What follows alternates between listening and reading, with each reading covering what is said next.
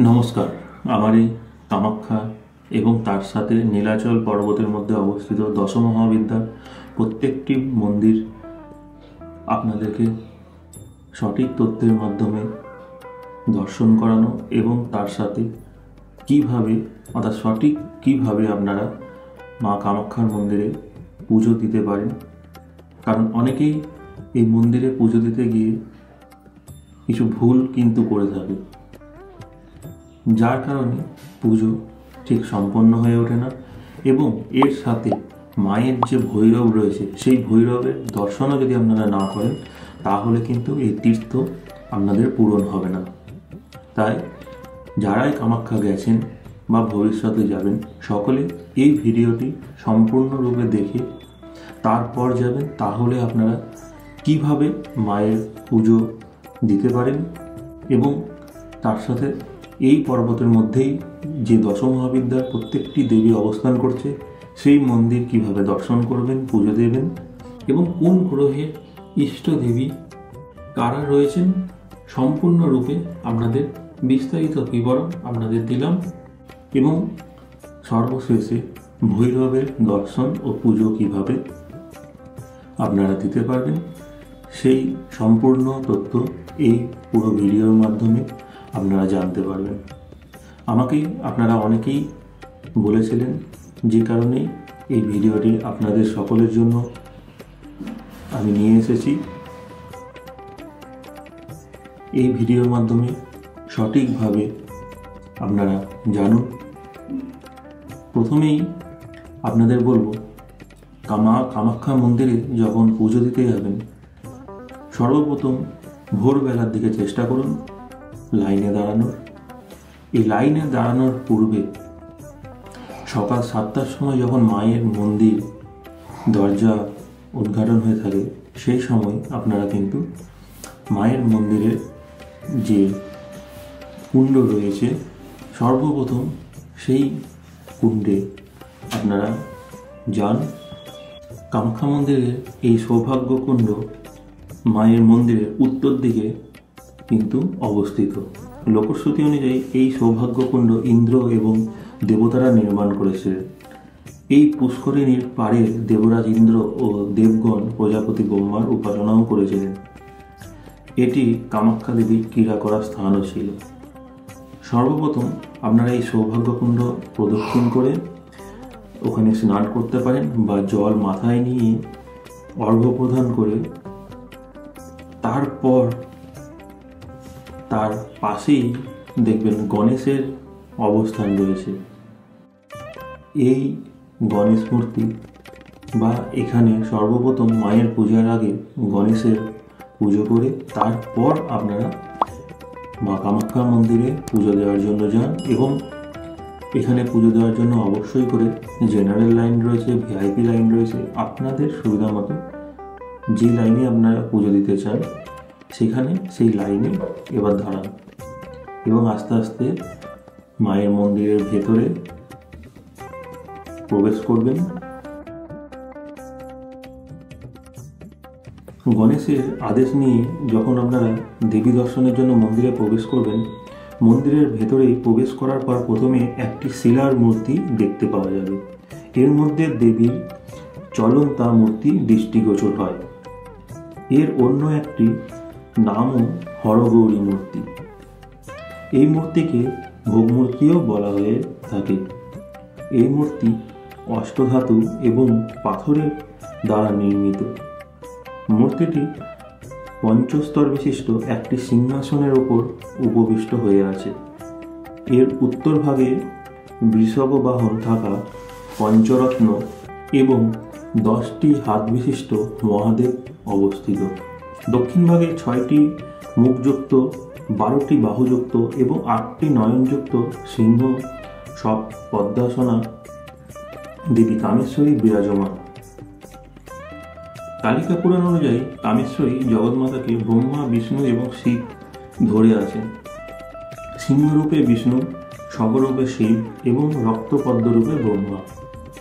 তারা নিজস্ব রূপে দেবীর বাহন হওয়া উচিত হবে না, সেই জন্য ভিন্ন মূর্তির দ্বারা দেবীর বাহন হয়ে আছে। সেই জন্য চলন্তা মূর্তির পূজা করলে ব্রহ্মা, বিষ্ণু এবং শিবের মূর্তি পূজা করা হয়। ভক্তরা কামেশ্বরীর কামেশ্বর দর্শন করে মহামুদ্রা পীঠে যেতে পারেন। চলন্তার পরে 10 ধাপ সিঁড়ির নিচে নেমে গেলে অন্ধকার গুহার মধ্যে অবস্থিত দেবীর জনিপীঠ অর্থাৎ মুদ্রা পীঠ দেখতে পাওয়া যাবে। সেখানে সবসময় অখণ্ড প্রদীপ জ্বলে থাকে। সেই জন্যই ভক্তদের অন্ধকার গুহার ভেতরে যেতে সুবিধা হয়। জনিমণ্ডলের চারিদিকে অষ্টভৈরবের মূর্তিও আছে, যদিও অন্ধকারের জন্য দেখতে পাওয়া যায় না। এই জনিমণ্ডলের পাতাল থেকে অবিরামভাবে জলের স্রোত প্রবাহিত হয়। এর আয়তন দৈর্ঘ্যে 1 হাত, পাশে 22 আঙুল, একটি সপ্তাশী ধনুর মতো অসমান রক্তশিলা এবং সুপলুক 8 হাত এবং 50,000 পুলকাম্বিত শিবলিঙ্গযুক্ত। এই জনিমণ্ডল মাতৃভঙ্গ হওয়ার জন্য ওপরের অংশ ঢেকে রাখা হয়। কেবল ভক্তগণের দর্শন ও স্পর্শ এবং জপ পূজা ইত্যাদির জন্য এক অংশ খুলে রাখা হয়েছে। সতীর জনিমণ্ডল এই স্থানে থাকার জন্য এই মহাতীর্থকে শক্তি পীঠস্থান বলা হয়। এখানে কিন্তু বিষ্ণুর আদেশে নরক স্নান করে পাপমুক্ত হয়েছিলেন। সেই জন্য ভারত ছাড়াও বিভিন্ন দেশ থেকে বিদেশ থেকে ভক্তরা এই তীর্থে সাধনা করে সিদ্ধি লাভ করতে আসেন। মন্দিরের প্রাচীরে বিভিন্ন দেবদেবীর মূর্তি দ্বারা চিত্রিত। এই মূর্তিগুলো হলো শ্রী রামচন্দ্র, দ্রোণাচার্য, নীলকণ্ঠ মহাদেব, মনসা দেবী, কল্কি অবতার, কপিল মুনি, যুধিষ্ঠির, মঙ্গলচণ্ডী, বটুক ভৈরব, অন্নপূর্ণা, নারায়ণ, গোপাল, নন্দী, ভিরিঙ্গি, কোচবিহারের মহারাজ নারায়ণের মূর্তি, জগতকার মুনির প্রতিমূর্তি ইত্যাদি অবস্থিত। জনিমণ্ডলের পূর্ব দিকে লক্ষ্মী এবং সরস্বতী পীঠ রয়েছে। লক্ষ্মী কমলা নামে এবং সরস্বতী মাতঙ্গী নামে মা কামাখ্যার সঙ্গেই বিরাজমান করেছেন। এরপর চামুণ্ডী দেবীর দর্শন অর্থাৎ পঞ্চরত্ন মন্দিরের ভেতরেই ভক্তরা চামুণ্ডা দেবীকেও দর্শন করতে পারেন। নীলাচল পাহাড়ে থাকা কামাখ্যা মন্দির ভূপৃষ্ঠ থেকে প্রায় 525 ফুট উপরে অবস্থিত। প্রকৃতি সৌন্দর্যের লীলাভূমি এই মন্দিরে মানুষ এসে নীলাচল পাহাড়ের উচ্চতা অতিক্রম করে এখানে উপস্থিত হয়। কারণ ধর্ম এবং কর্মের মূল উৎস হল বিশ্বাস এবং মানুষ এই বিশ্বাসে এই মন্দির দর্শন করেন। ভক্তদের বিশ্বাস কামাখ্যা মন্দিরে উপস্থিত হলে জীবনে সব দুঃখ যন্ত্রণা থেকে রক্ষা পাওয়া যায় এবং দেহ মন পবিত্র হয়। সেই জন্য এই মন্দিরে সর্বদা হাজার হাজার ভক্তের আগমন ঘটে। এখানে যে নাট মন্দির রয়েছে, এই নাট মন্দিরে যখন আপনারা প্রবেশ করবেন, প্রবেশদ্বারের বাম দিকেই চতুর্ভুজ অর্থাৎ শঙ্খচক্র, গদা, পদ্মধারী বিষ্ণুমূর্তি এবং অষ্টভুজা কালী মূর্তি আছে। নাট মন্দিরের দিকেও গোমুখ, অশ্বমুখ ইত্যাদি গন্ধর্বদের মূর্তি পরিলক্ষিত হয়। এই মন্দিরের ভেতরে প্রবেশদ্বারে ডান দিকে অষ্টভুজা কালী মূর্তি এবং বাম দিকে অষ্টদশ ভুজা দুর্গা মূর্তি বিরাজিত। এছাড়াও মন্দিরের বাইরে থাকা ঘণ্টাগুলোর পাশে ভৈরবীর মূর্তি, 20 হাত যুক্ত দুর্গা মূর্তি এবং তার পাশে বিশ্বকর্মার মূর্তি কিন্তু রয়েছে। এখানে পূজা অনুযায়ী দেবীর সন্তুষ্টির জন্য বলি বিধানও ইত্যাদি নিয়ম কিন্তু আছে। তন্ত্র চূড়ামণির মতে বলি শব্দের অর্থ 2 ধরনের, এক হলো পূজার উপহার এবং দ্বিতীয় হলো প্রাণীদান। কালিকা পুরাণে এই বিষয়ে বর্ণনা পাওয়া যায়। ভক্তরা মোদকের দ্বারা গণেশকে, ঘি দ্বারা সূর্যকে, নৃত্য গীত বাদ্য এবং ব্রত দ্বারা শঙ্করকে এবং বলি দ্বারা মা চণ্ডিকাকে তুষ্ট করতে পারে। এখানে কুমারী পূজাও কিন্তু হয়ে থাকে। এখানে মন্দিরের আশেপাশে থাকার জন্য সুবন্দোবস্ত ব্যবস্থা আছে। অনেক হোটেল পেয়ে যাবেন, লজ পেয়ে যাবেন।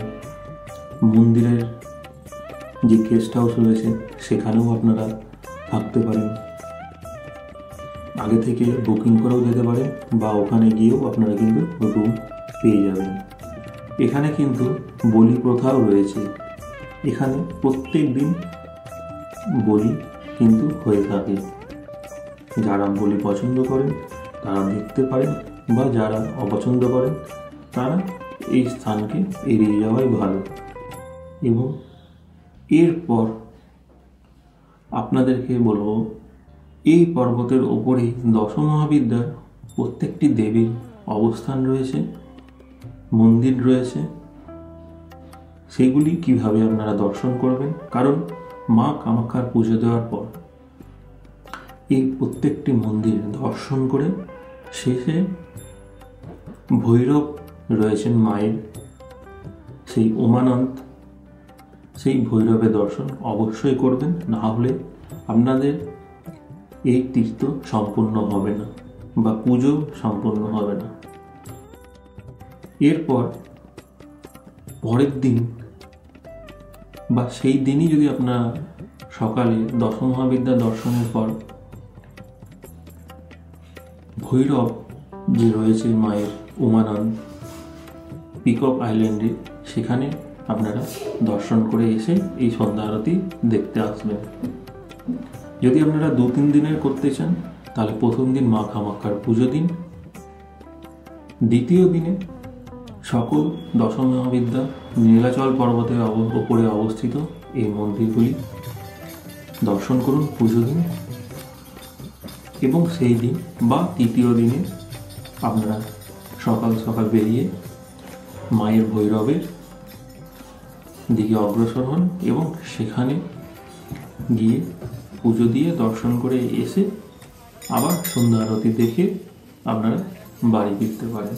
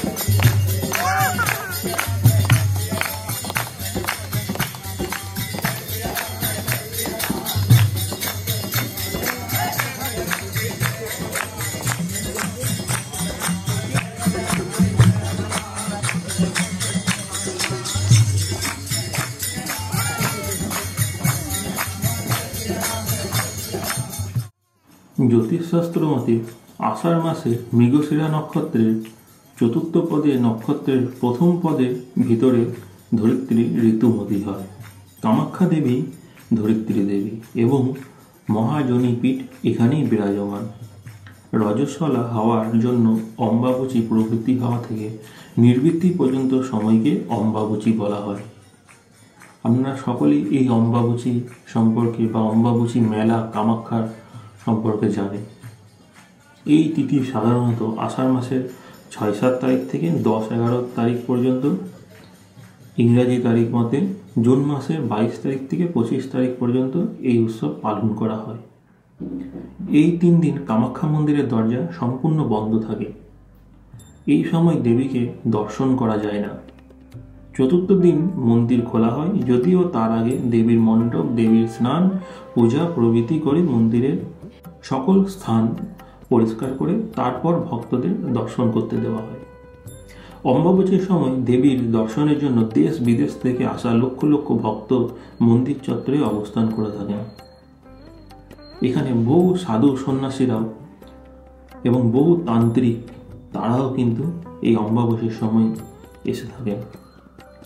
দেবী কামাখ্যার জনিপীঠ অম্বাবুচির 4 দিন ধরে রক্ত বস্ত্রে ঢেকে রাখা হয় এবং সেই রক্ত বস্ত্র ভক্তগণ নির্মালী রূপে শ্রদ্ধার সহিত গ্রহণ করেন। এই বস্ত্র অঙ্গারু বস্ত্র নামেও পরিচিত। এরপর আপনারা দ্বিতীয় দিন, প্রথম দিন যদি মা কামাখ্যার পুজো দিয়ে থাকেন, যদি সেই দিন একটু রেস্ট নিয়ে দ্বিতীয় দিন সকালে আবার স্নান করে আপনারা দশমহাবিদ্যার প্রত্যেকটি মন্দিরের উদ্দেশ্যে বেরিয়ে পড়ুন। দ্বিতীয় দিনের সকালকে আপনাদের সুপ্রভাত। আজ মা কামাখ্যার পুজো দেওয়ার পর আমরা যাচ্ছি দশম মহাবিদ্যা আরও যে মন্দির রয়েছে সেই মন্দিরের উদ্দেশ্যে। সর্বপ্রথম আমরা আজকে যাচ্ছি মা বগলামুখী মন্দিরের উদ্দেশ্যে। কামাখ্যা মন্দিরের অগ্নিকোণে বগলা দেবীর পীঠস্থান আছে।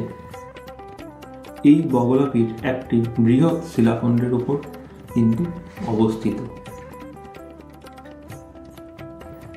এই পীঠের মণিময় মণ্ডপের মধ্যে রত্ন নির্মিত বেদির উপরে থাকা সিংহাসনে দেবী বগলামুখী উপবিষ্টা হয়ে থাকেন।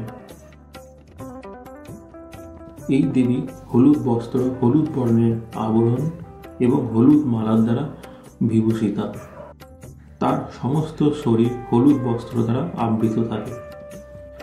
এই মন্দিরে যথেষ্ট সংখ্যক ভক্তের সমাগম কিন্তু হতে দেখা যায়। এখানে সর্বদা পূজা অর্চনা অনুষ্ঠিত এবং ভোগও দেওয়া হয়। মা বগলামুখী আমাদের শাস্ত্র মতে, জ্যোতিষশাস্ত্র মতে সর্ব বাধা বিঘ্ন শত্রু বিনাশ কিন্তু করে থাকে। এই মন্দির দর্শন ভালোভাবে করুন।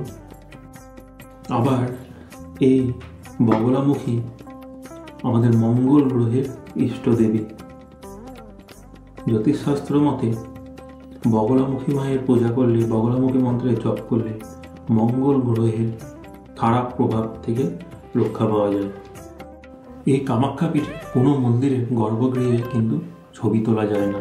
প্রত্যেকটি মন্দিরের গর্ভগৃহে ছবি তোলা নিষিদ্ধ কিন্তু রয়েছে, তাই ভেতরের ভিডিও বা ফটো আপনাদের দেখানো কিন্তু যাবে না। মা বগলামুখী মন্দির দর্শন করে মা ভুবনেশ্বরী মন্দিরের দিকে রওনা দিন, যাত্রা শুরু করুন। কিছুটা হাঁটা পথ আছে, এখানে আপনারা হেঁটেই পৌঁছে যেতে পারেন। পাহাড়ি রাস্তায় একটু সময় লাগবে, কিন্তু হেঁটে আপনারা মা ভুবনেশ্বরী মন্দির দর্শন করুন।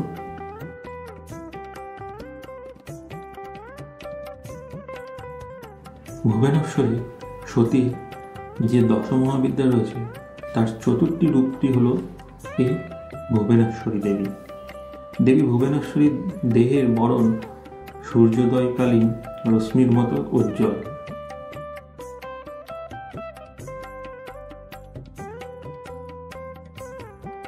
নীলাচল পাহাড়ে অবস্থিত মন্দির সমূহের মধ্যে ভুবনেশ্বরী মন্দির অন্যতম।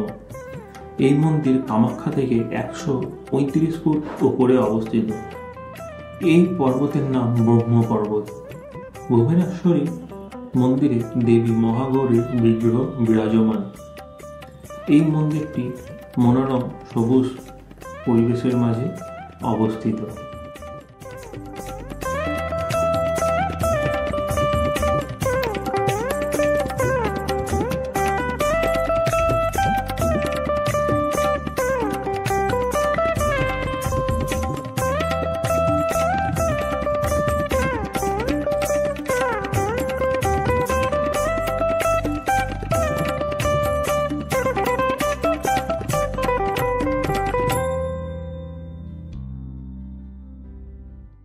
ভুবনেশ্বরী দেবীর ললাটে অর্ধচন্দ্র শোভিত মুকুট। এই ভুবনেশ্বরী দেবীর 4টি হাত আছে এবং সেই হাতে বরমুদ্রা, অঙ্কুশ, পাশ এবং অভয় মুদ্রা আছে। এই ভুবনেশ্বরী দেবীকে আরাধনা করলে তার কৃপা লাভ অবশ্যই করা যায়। জ্যোতিষশাস্ত্রে আবার এই ভুবনেশ্বরী হলেন চন্দ্র গ্রহের ইষ্ট দেবী। চন্দ্র যদি আপনাদের খারাপ থাকে বা কোনো রকম খারাপ ফল পান, তাহলে এই ভুবনেশ্বরী মন্দিরে এসে পুজো দিয়ে যান, দেখবেন আপনাদের চন্দ্রের অবস্থান ভালো হবে।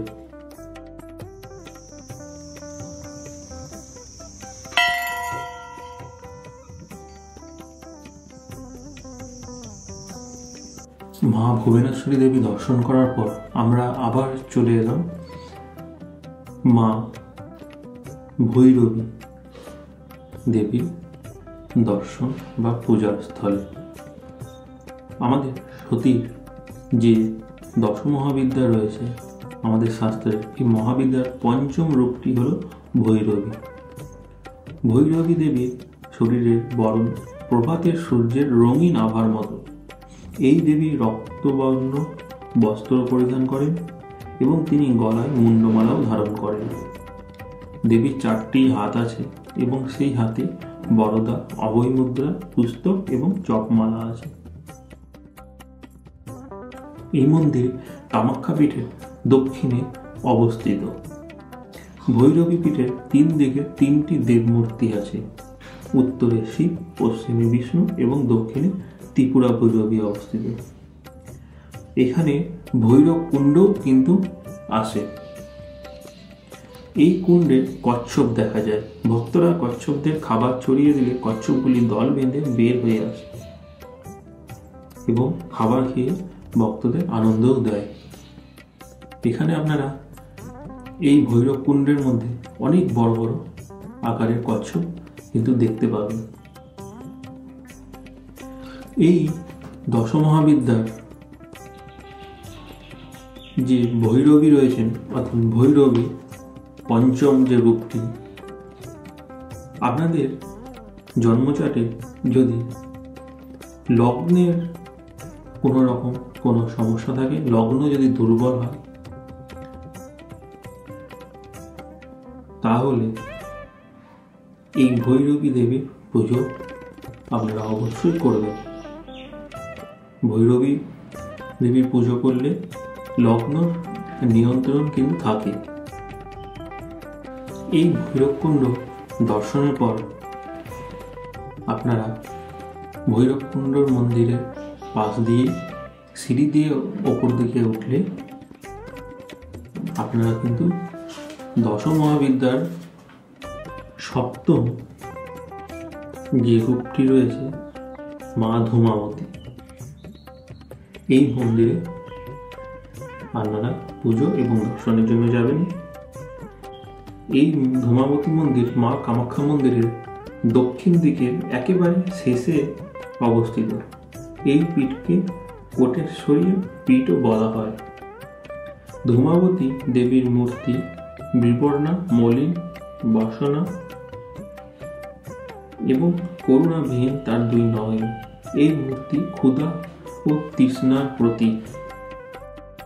এই ধূমাবতী দেবী আমাদের নবগ্রহের মধ্যে যে কেতু গ্রহ রয়েছে, এই কেতু গ্রহের ইষ্ট দেবী কিন্তু ধূমাবতী। আপনাদের জন্মছকে কেতু গ্রহের যদি কোনো অশুভ ফল পেয়ে থাকেন, কেতুর যদি কোনো বাধা পেয়ে থাকেন, তাহলে আপনারা এই ধূমাবতী দেবীর পূজা অবশ্যই দেবেন, অবশ্যই দর্শন করবেন। এবং প্রত্যেকটা কুণ্ডের ভেতরে গর্ভগৃহে আপনাদের শিলা রয়েছে, জল রয়েছে, যে শিলা স্পর্শ করে জল অবশ্যই মাথায় নেবেন। প্রত্যেকটি মন্দিরের গর্ভগৃহের ভিডিও বা ছবি কোনো রকম তোলা নিষিদ্ধ রয়েছে। এরপর এই ধূমাবতী দেবী দর্শনের পর আপনারা আবার সিঁড়ি দিয়ে, মায়ের মন্দিরের পাশ দিয়েই সিঁড়ি রয়েছে, এই সিঁড়ি দিয়ে ওপরে উঠলেই মা কামাখ্যা মন্দিরের পাশে আপনারা পৌঁছে যাবেন। এবং এই পথ দিয়ে যেতে যেতেই আপনারা পৌঁছে যাবেন দশমহাবিদ্যা যে দ্বিতীয় মহাবিদ্যা দেবী তারা, সেই তারার মন্দিরে। এই তারা দেবী বাকশক্তি প্রদান করে থাকে, সেই জন্য তিনি নীল সরস্বতী নামেও পরিচিতা। এই মন্দির কামাখ্যা মন্দির এবং কালী মন্দিরের মধ্যে অবস্থিত। মায়াতন্ত্র মতে তারা দেবীর 8 প্রকারের মূর্তি কিন্তু আছে। এই মূর্তিগুলি হল তারা, উগ্রতারা, মহোগরা তারা, বজ্র তারা, নীলা তারা, সরস্বতী তারা, কামেশ্বরী এবং ভদ্রকালী। বাকশক্তি যেহেতু তিনি প্রদান করেন, সেই জন্য তিনি নীল সরস্বতী এবং তীব্র ভয়ের থেকে রক্ষা করার জন্য তিনি উগ্রতারা নামেও পরিচিত। এই মা তারা দেবী আমাদের জ্যোতিষশাস্ত্রে নবগ্রহের মধ্যে বৃহস্পতি দেবীর অধিষ্ঠিত দেবী। এই বৃহস্পতি গ্রহের অধিষ্ঠিত দেবী কিন্তু মা তারা। যদি আপনাদের জন্মছকে বৃহস্পতি দুর্বল থাকে, বৃহস্পতি অশুভ অবস্থানে অবস্থান করে, বৃহস্পতির যদি খারাপ প্রভাব আপনাদের মধ্যে রয়েছে, তাহলে এই মা তারার পুজো এবং মা তারার দর্শন এবং এই পিঠে মা তারার যে শিলা রয়েছে এবং জল রয়েছে সেটি অবশ্যই স্পর্শ করে মাথায় নেবেন, তাহলে আপনাদের বৃহস্পতির প্রভাব অবশ্যই ভালো হবে। তারা মন্দির দর্শন করার পর আপনারা মা কামাখ্যা মন্দির ওঠার পথেই ডান সাইডে অবস্থিত রয়েছে দেবী কালী। এই যে কালী রয়েছে তিনি কিন্তু আমাদের জ্যোতিষশাস্ত্রে শনি গ্রহের ইষ্ট দেবী। শনি গ্রহের কুপ্রভাব থেকে রক্ষা পেতে, শনি গ্রহের কুদৃষ্টি থেকে রক্ষা পেতে, শনি গ্রহের অবস্থান যদি আপনাদের খারাপ থাকে জন্মছকে, তাহলে এই মহাকালী মন্দিরের গর্ভগৃহে পুজো দিন। যে শিলা রয়েছে স্পর্শ করুন, জল অবশ্যই মাথায় নেবেন গর্ভগৃহে, তাহলে শনি গ্রহের কুদৃষ্টি থেকে অবশ্যই আপনারা রক্ষা পাবেন। এরপর আপনারা এই মন্দির দর্শনের পর আরও নিচের দিকে নেমে গেলে বা মা কামাখ্যা মন্দিরের ওঠার শুরুতেই রয়েছেন কিন্তু মা ছিন্নমস্তা। ছিন্নমস্তা দেবী সতীর ষষ্ঠ মহাবিদ্যা বা রূপ। এই মন্দিরে যোগীরা এসে এই যে মন্দিরের গুহা রয়েছে এই গুহাতে যোগ সাধনা বর্তি হন। এই দেবীর মূর্তির দুই পাশে ডাকিনী এবং যোগিনী আছে এবং এই মন্দিরের গর্ভগৃহে নেমে যেতে হলে কতগুলি সিঁড়ির ধাপ রয়েছে, সেই ধাপ অতিক্রম করে অন্ধকারচ্ছন্ন গুহার ভেতরেই কিন্তু মায়ের অবস্থান। এই ছিন্নমস্তা দেবী জ্যোতিষশাস্ত্রে রাহু গ্রহে অধিষ্ঠিত দেবী। আপনারা রাহু গ্রহের অশুভ প্রভাব থেকে রক্ষা পেতে, যদি জন্মছকে রাহু অশুভ অবস্থানে রয়েছে, তাহলেও কিন্তু এই ছিন্নমস্তা দেবীর পুজো করলে গর্ভগৃহে শিলাকে স্পর্শ করুন এবং জল অবশ্যই করে নেবেন মাথায়, তাহলে আপনাদের রাহু গ্রহের কুপ্রভাব থেকে রক্ষা আপনারা অবশ্যই পাবেন। এরপর এই মন্দিরের কাছেই রয়েছে দেবী ষোড়শী। ষোড়শী হল সতীর তৃতীয় মহাবিদ্যা। তিনি ত্রিপুরা সুন্দরী নামেও পরিচিত। আসলে ষোড়শী দেবীর মূর্তিটি দেবী কামাখ্যা। তিনি মহাকালের আসনে উপবিষ্ট হয়ে আনন্দ মগ্না হয়ে থাকেন এবং এই ষোড়শী দেবী কিন্তু আমাদের জ্যোতিষশাস্ত্রে নবগ্রহের মধ্যে বুধ গ্রহের ইষ্ট দেবী। এরপর আপনাদের বলবো আমাদের দশমহাবিদ্যার নবম এবং দশম যে বিদ্যা রয়েছে, অর্থাৎ মাতঙ্গী এবং কমলা। এই মাতঙ্গী এবং কমলার মন্দির আপনারা আলাদা করে কিন্তু কোথাও দেখতে পাবেন না। নবম যে বিদ্যা মাতঙ্গী, এই মাতঙ্গী দেবী কিন্তু মা কামাখ্যার যে গুহার ভেতর গর্ভগৃহে কিন্তু অবস্থান করছে। এই মাতঙ্গী দেবীর আমাদের জ্যোতিষশাস্ত্রে সূর্য গ্রহের ইষ্ট দেবী। এরপর আমরা তো বলবো সতীর দশম যে রূপ কমলা। কমলা মানে কিন্তু লক্ষ্মী দেবী।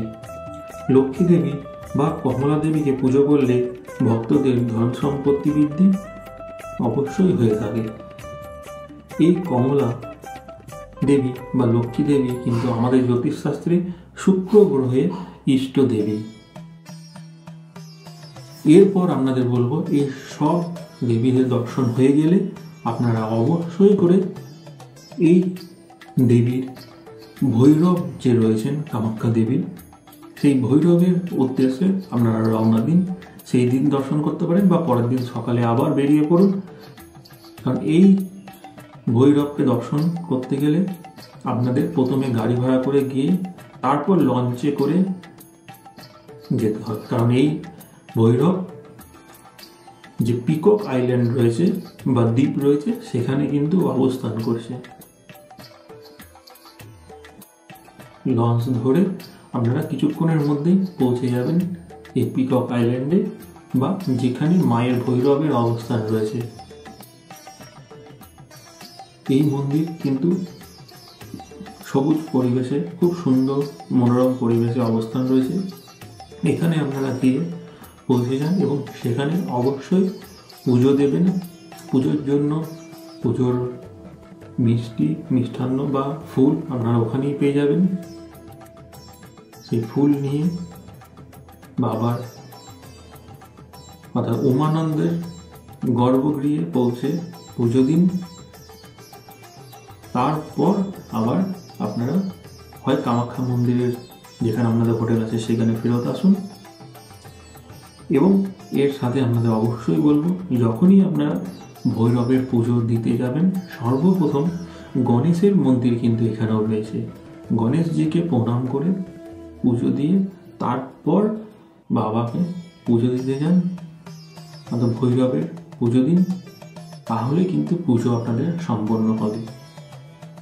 অনেকেই কিন্তু এই তথ্যগুলি জানেন না, ভুল করেন বা না জানার জন্য ভুল হয়ে যায়। তাই আপনাদের সকলের জন্য সঠিকভাবে কিভাবে উমানন্দে পৌঁছাবেন এবং উমানন্দে পৌঁছে সর্বপ্রথম গণেশজির পুজো দিয়ে তারপর উমানন্দ ভৈরবের পুজো দিন। তাহলেই আপনাদের এই সম্পূর্ণ মা কামাখ্যা এবং তার ভৈরবের পূজা সম্পন্ন হবে এবং এই তীর্থ আপনাদের পূরণ হবে। এইভাবে যদি আপনারা সম্পূর্ণ দশ মহাবিদ্যার পুজো দিয়ে এবং ভৈরবকে দর্শন করে বাড়ি ফিরতে পারেন, তাহলে আপনাদের জীবনে বাধা, বিঘ্ন, দুঃখ, কষ্ট এতে কিন্তু অবশ্যই যাবে এবং আপনাদের মনস্কামনা অবশ্যই মা পূরণ করবে। এই সম্পূর্ণ ভিডিওটি ভালো লাগলে অবশ্যই আপনারা শেয়ার করুন, আরও সকলকে সঠিক তথ্যটা দিন এবং আমার চ্যানেলটিকে অবশ্যই সাবস্ক্রাইব করুন এবং অবশ্যই কমেন্ট করে জানাবেন কারা এই তথ্যটি জানতেন এবং কারা জানেন না এবং কারা মা কামাখ্যাকে পুজো দিতে যাচ্ছেন। অবশ্যই যাওয়ার আগে এই সম্পূর্ণ ভিডিও দেখে যান, আপনারাই উপকৃত হবেন। আপনাদের জন্যই এই ভিডিওটি আমি করেছি, কারণ আমি কোনো ব্লগার নই। আমার এই জ্যোতিষশাস্ত্রের চর্চার সাথে সাথেই আমি অনেক তীর্থ করে থাকি। তাই আমার যে ক্লায়েন্ট রয়েছে তারা অবশ্যই আমাকে বলেছিলেন যে আপনি সঠিক তথ্যটা দিন, তাহলে সকলেই উপকৃত হবে। সেই জন্যই আপনাদের উদ্দেশ্যে এই ভিডিও এবং সম্পূর্ণ তথ্য শাস্ত্রসম্মতভাবে জ্যোতিষশাস্ত্রের সাথে এবং তন্ত্রের আদিষ্ঠিত যে দেবী রয়েছে, তন্ত্রের মূল দেবী মা কামাখ্যা আপনাদের সকলের মঙ্গল করুক। এই উদ্দেশ্য নিয়েই আমার এই সম্পূর্ণ ভিডিও আপনাদের সকলের জন্য। সকলেই ভালো থাকবেন, সুস্থ থাকবেন। মা কামাখ্যা সকলের মনস্কামনা পূরণ করুক, সকলের মঙ্গল করুক। আবার হয়তো অন্য কোনো জায়গায় অন্য কোনো মন্দিরের তথ্য নিয়ে আপনাদের সামনে আমি উপস্থিত হব।